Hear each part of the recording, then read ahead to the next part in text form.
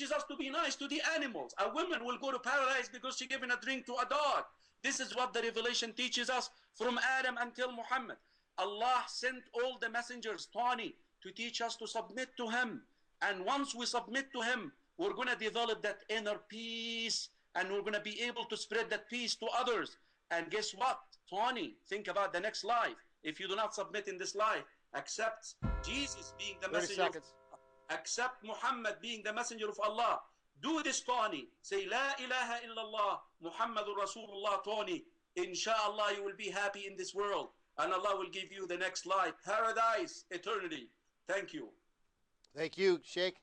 Karim and Dr. Evans, you now have 2 minutes to respond to that question. Oh, well, thank you. And much of what Sheikh Karim said, I do agree with. And God is not a killer of people. I agree with that. I think you need to understand that in the Old Testament, a lot of it is narrative. It's history. It's a recounting of the past, many, many centuries presented in somewhat of a condensed form. And so lots of stories are told. And it was a difficult time in the great past. You go back 3,000 years and even further back, and there was warfare in the Middle East. Alas, there still is. There were, kingdoms battling kingdoms, and God's people were oftentimes caught in the middle and had, faced death and narrow escapes. And so when you read the Old Testament narratives and all of these political things and battles and everything, you are left with the impression it's a bloody story. But just keep in mind, it's a very realistic, very grim story of the way things were back in antiquity. And yet through it all, we see God graciously working and revealing Himself and guiding people towards Himself and away from polytheism and idolatry. So in the end, it's a very moving and very inspirational story, but there is a lot of ugliness and a lot of darkness that is within that story also. Thank you. Thank you. We appreciate, again, you gentlemen are doing a great job with the clock here. We do have another caller. Mike, please tell us your question succinctly, and please tell us who you're directing it to. Okay, yes, hi. I'm listening to the Sheikh. Sheikh Karim, you were saying, you were talking about respect and respect deity to people, but when you were talking, you insulted God. Your question, sir. What's your question? Yes, this is my question. I'm going to say my question. Why are you insulting God yourself? You said He's khayr al-makirin. God, makara wa huwa khayr al-makirin. And then how can you trust a God that will switch the crucified person on the cross and let the people go around preaching about a crucified Savior for 600 years until Muhammad comes and tells them, no, you all were wrong. He wasn't crucified. Okay, thank you, Mike. We're going to move on. Question for Sheikh. You have 2 minutes to answer, please. Thank you. Mike, I appreciate your question. Thank you very much. Mike, this is not an attribute of God, but what is meant is a rebuttal of the act of humans. If we say that the humans plot and we say that Allah does not plot, that means Allah is weak, Mike. You need to understand this. Allah is all-powerful. You see, Allah knows what you think about. Allah knows what you think about before you think about it. Allah knows what's in your chest. So now when you plot to do something, Mike, basically, Allah knows what it is. That's why He's the best in plotting, because He cannot defeat Allah. That is what is meant by the statement. But I will never, a'udhu billah, I say, ashhadu an la ilaha illallah, I bear witness that there is no deity but Allah. Ya Allah, I'm sorry if I've given you the impression, Mike, I'm really sorry. I didn't mean that at all, but I was just quoting a verse. And this is unfortunately shows you that's how sometimes translating things can cause, if you are an Arabic speaking Mike, you would understand what I'm saying. I don't know, maybe you are, but you're not very eloquent in it. That shows you that not having the origin of Christianity, the origin manuscript, the origin text, you don't have it. That is why a lot of the meanings were wasted. And one of them is the concept of crucifixion. You see, we believe, Mike, that Allah is just. Allah is just. Allah is fair. He's going to hold each one of us accountable. And those people who were deceived, 30 they're seconds. accountable for what they believed in. I leave this to Allah. But Allah came to save you, Mike, in the message of Islam. Check it out. Open it, Mike. Read it. Give it a chance. Don't just reject it because it's a different thing. Here I am. Even so, Dr. Evans told me that I'm not open to their theology. All the stuff that I quoted tonight is from their theology. I ask you to do the same, Mike. Read the Quran. Read the Quran. Open your mind to it. Thank you. Okay, Dr. Evans, you have 1 minute to respond. Thank you. I do not think, of course, I do not think God switched anyone. There was no game.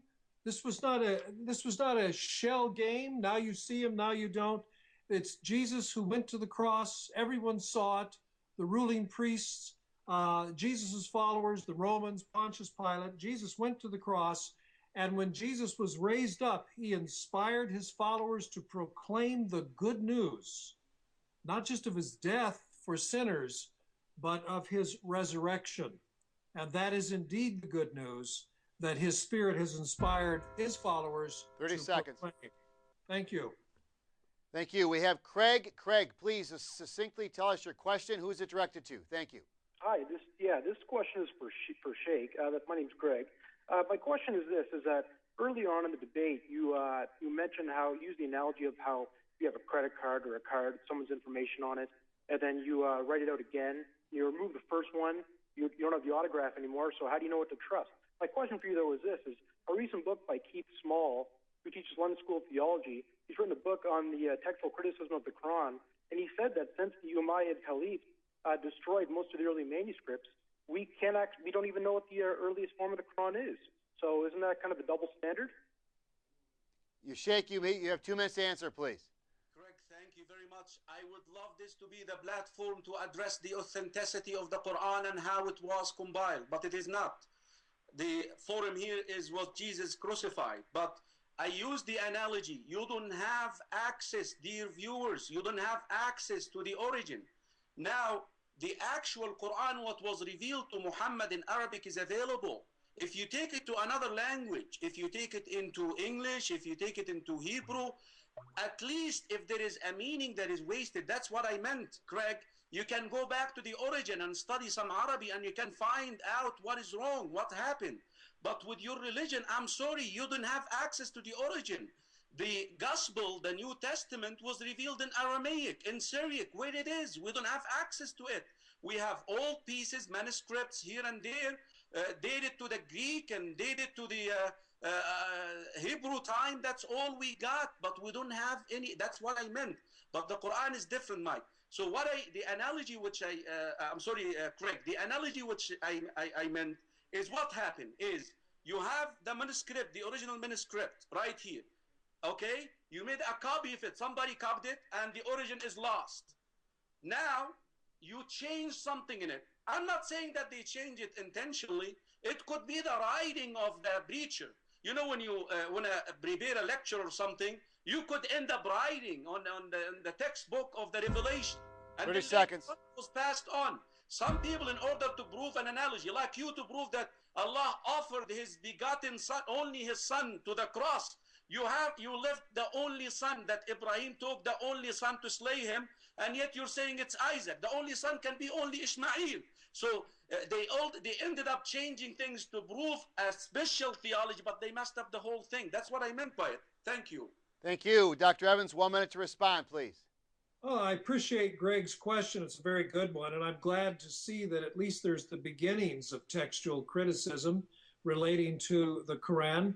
I think there's a long way to go, and I just encourage Sheikh Karim and other devout Muslims, don't be afraid of textual criticism, and don't be afraid of being honest about the text, and quest the text as old as you can find them, and join us in this kind of careful textual scholarship. That would be wonderful. Thank you. Thank you. And we have our last caller of the evening. And gentlemen, is it Bill? You have 2 minutes. What is your question and who is it directed to? to the Imam. Okay. To the Imam, please. Your question, please. My question is, as the Sheikh said, Jesus was not crucified. He was raised up by Allah. Okay, I have another, the same question. Ask the Sheikh to read Sahih Bukhari, narrated by Aisha, book 59, 713. Please tell us your question. My question, the question is coming. My question is, why did Allah did not warn Muhammad in Khalifa eating the poison? Sheikh. He helped Jesus not to crucify. Okay. Sheikh, well, let's Sheikh respond to that. I don't understand the question. I was unable to understand the question. Okay. Bill, could you tell us, please, quickly what that question is? Thank you. The question is, Jesus was not crucified, that's what he says. But he must read book 59, 713. Muhammad was poisoned in Khalifa. Why did not Allah warn Muhammad? Okay. Sheikh. You see, I'm unable. I'm sorry what he's talking about. I have no clue what he's talking about. I'm sorry. Okay.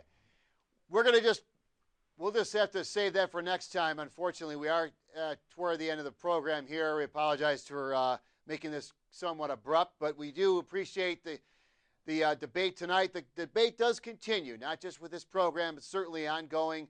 The discussion and the debate from both sides, both the Christian and the Islamic perspective. Gentlemen, we want to thank you again for participating in this program tonight. We certainly want to welcome you back individually, collectively, as we continue our programs, the debate night, which we will have every Thursday evening at 8 o'clock Eastern Standard Time. If anyone out there would like to even suggest a debater, Muslim or Christian apologist, we would love to hear from you. You can call us anytime at 248-416-1300, or you can always visit our website at ABNSAT.com. Again, we thank you for this opportunity to share. Continue to keep ABN in your prayers and continue to support us financially.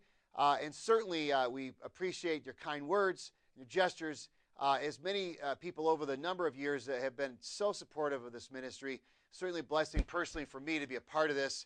I do wish everyone a great night tonight, and we welcome you again as you watch our programs here on ABN and again with Debate Night. Until then, this is Chris Conway signing off. We'll see you next time.